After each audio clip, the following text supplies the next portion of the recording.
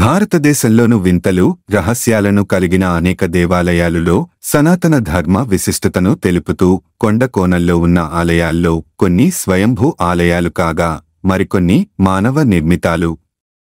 వీటికి సంబంధించిన రహస్యాలు ఇంకా చాలా పరిశోధనలు చేయవలసి ఉందని చెబుతున్నారు మన శాస్త్రవేత్తలు. ఈ రహస్యాలలో ఒకటి భారతదేశంలోని అత్యంత ధనిక దేవాలయాల్లో ఒకటైన కేరళలోని తిరువనంతపురంలోని శ్రీ అనంత పద్మనాభ స్వామి దేవాలయం.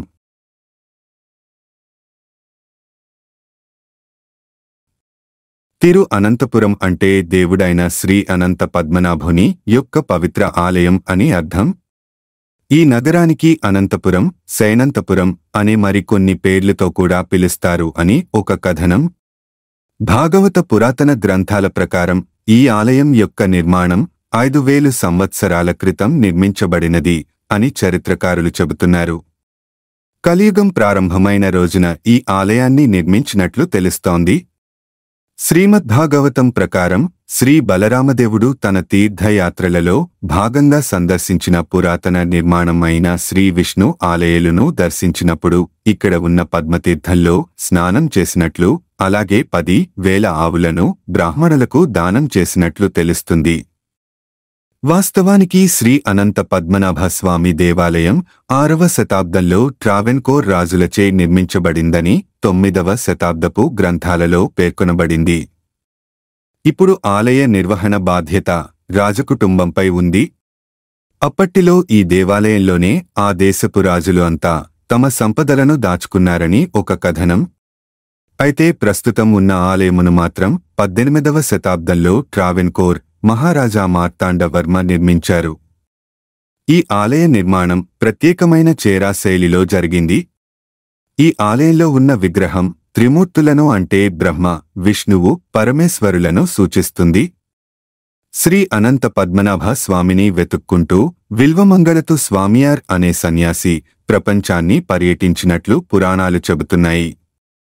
ఈ సమయంలోనే విష్ణువు 18 అడుగుల వరకు తగ్గి ఆదిశేషుడిపై పడుకున్న భంగమలో ఉన్నట్లుగా విల్వమంగళతు స్వామియార్కు దర్శనం కలిగింది. ఇదిలా ఉంటే ఆ విగ్రహంను మూలికలు, జిగురు పదార్థాలు, మట్టితో తయారు అయ్యిందని రాజవంశీయులు చెప్పుతున్నారు.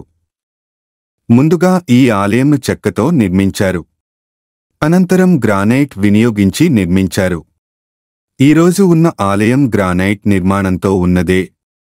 ఈ ఆలయంలో 365 స్తంభాలు ఉన్నాయి. ఒక్కో స్తంభం ఒక్కో రోజును సూచిస్తుంది. ఇక ఆలయంలోని ప్రధాన విగ్రహం తయారీ కోసం 12,500 సాలిగ్రామ రాళ్లను నేపాల్లోని గందకీ నదీ తీరం నుంచి తెప్పించారు అని ఒక కథనం. ఈ సాలిగ్రామ రాళ్లకు విష్ణువుకు అనుబంధం ఉందని పురాణాలు చెబుతున్నాయి. తమిళ ఆళ్వారులు రచించిన దివ్య ప్రబంధంలో కూడా ఈ ఆలయం కోసము ప్రస్తుతించబడింది. శ్రీ మహావిష్ణువు 108 దివ్యక్షేత్రాల్లో ఒకటైన ఈ గుడిలో పాలసముద్రంలోని శేషపాన్పుపై పవళిస్తున్న ఆ శ్రీహరి రూపాన్ని ఇక్కడ వీక్షించవచ్చును. పద్మాన్ని నాభియందు కలిగి ఉన్నాడు కాబట్టి ఆయన్ని పద్మనాభుడిగా పిలుస్తున్నారు. ఒకప్పుడు అనార్థ దేశం వద్ద దివాకర ముని అని పిలువబడే గొప్ప విష్ణు భక్తుడు ఉండేవాడు. ఒకరోజు ఆ ముని తన ఆశ్రమం వద్ద చిన్న పిల్లాడిని చూసి ముగ్ధుడై ఆ బాలుడు దగ్గరకు వెళ్లి తన దగ్గర ఉండాలని కోరాడు. అయితే తనని ఎప్పుడు అవమానించకూడదు అనే షరతుతో బాలుడు అంగీకరిస్తాడు. కాని ఆ ముని ఆ బాలుడు పిల్లతనం చర్యలతో సహనంగా భరించేవాడు. ఒకరోజు ముని పూజలు చేస్తుండగా తన వస్తు సామాగ్రిని తీసుకుని నోటిలో ఉంచుకొని అపవిత్రం చేస్తాడు. ఆ సమయంలో కోపోద్రిక్తుడైన ముని ఆ బాలుడిని తక్షణమే అక్కడ నుంచి వెళ్ళిపొమ్మని ఆజ్ఞాపిస్తాడు. అయితే అక్కడి నుంచి వెళ్లేటప్పుడు బాలుడు ఆ మునితో ఎప్పుడైనా తనని కలవాలి అనుకుంటే అనంత కాడకు రమ్మని చెబుతాడు. అయితే కొంతకాలం తర్వాత ముని ఆ బాలుడిని విష్ణువు అని గ్రహించి తన దర్శనార్థం అనంత కాడికి వెళ్తాడు. అప్పటికే ఆ బాలుడు ఇలుప్ప చెట్టు అంటే భారతీయ వెన్న చెట్టులో విలీనం అయిపోయారు. అయితే ఆ చెట్టు కిందపడి ఒక పెద్ద విష్ణువు విగ్రహంలా ఉద్భవిస్తుంది. విగ్రహం యొక్క తల తూర్పు కోట నుండి 3 మైళ్ల దూరంలో ఉన్న తిరువల్లం వద్ద ఉంది. కాళ్ళు ట్రీపాపూర్ వద్ద ఉన్నాయి. అయితే విగ్రహాన్ని 18 అడుగులకు దించిన ముని తనను చూడగలిగే పరిమాణంలో కుదించమని విష్ణువును ప్రార్థిస్తాడు. శ్రీ అనంత పద్మనాభ స్వామి యొక్క ప్రధాన విగ్రహం ఆలయం యొక్క గర్భగుడిలో ఉంది. ఇక్కడ విష్ణువు శేషనాగుపై పడుకొని శివలింగంపై తన కుడి చేతిని అలాగే ఎడమ చేతిలో కమలము కలిగి ఉంటారు. ఈ విగ్రహం 18 అడుగుల పొడవు ఉండడం వల్ల 3 తలుపుల ద్వారా చూడవచ్చును. మొదటి తలుపులో తల, ఛాతీ, రెండవ తలుపు ద్వారా చేతులు, మూడవ తలుపు ద్వారా అడుగులు.